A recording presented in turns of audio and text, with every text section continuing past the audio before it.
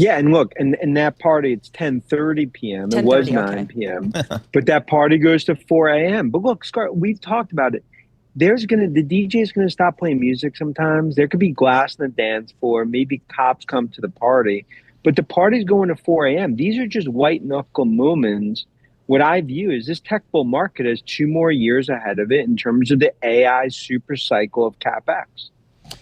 Dan, I know you travel. You spend a lot of your time traveling around the world, visiting your institutional investor clients, meeting with the companies you cover. I'm sure question number one or two, or maybe one and two, is about the AI bubble here. How do you put that into context in terms of some of the spending?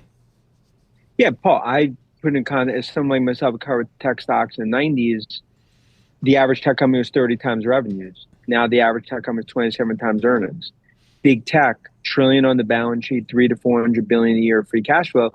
CapEx next year is probably going to be 580 to 600 billion. It all comes down to demand and supply that we're seeing. And I mean, just come back from Asia, demand and supply for NVIDIA chips is what, 12 to 1, 15 to 1.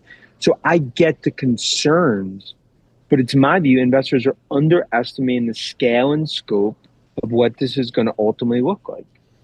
Maybe part of it is because investors are focused on earnings 12 months out, revenue 12 months out, and this is a story that needs a longer runway beyond 12 months. How many years are we talking about? I mean, I think if Meta is a good example, right? Like that stock, phenomenal earnings, CapEx ramps up, earnings, free cash flow goes down next year. But when it comes to Meta, right now, Zuckerberg's wartime CEO, focused on the future, next 2, 3, 4, 5 years.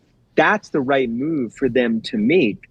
And that's why I just view this as you have to have a longer perspective. Just like Palantir, you're never going to ultimately look at Palantir over the next 1, 2 years. I think Palantir is $1 trillion market cap in the next 2 or 3 years.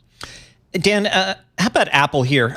It's a name that one could argue is not quite fully benefiting or even partially benefiting from the AI tailwinds here. What's your call on Apple as it relates to that?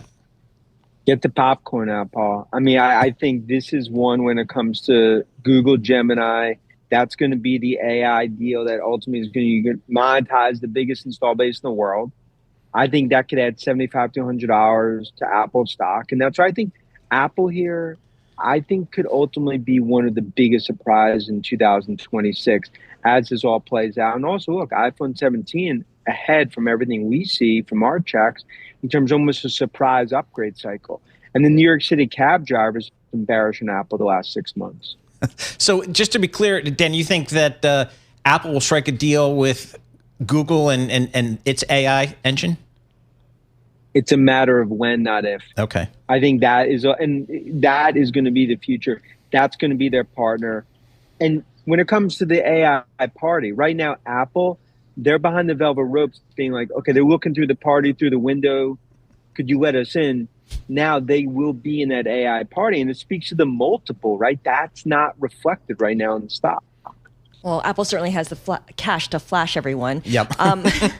What about Cisco? We were talking earlier with Ryan Vlastelica of Bloomberg News about how the stock has made this round trip and is almost approaching its dot-com peak. And part of it depends on whether it can get in on this whole AI thing.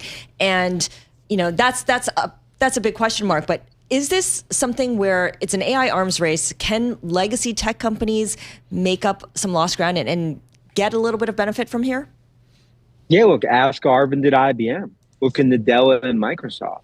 I mean, and it continues, right? Because I think Cisco's one, like they've made acquisitions, they have a massive install base, and they potentially commoditize the AI revolution. But that will continue to be the next phase for them. They have to prove it out from an execution perspective.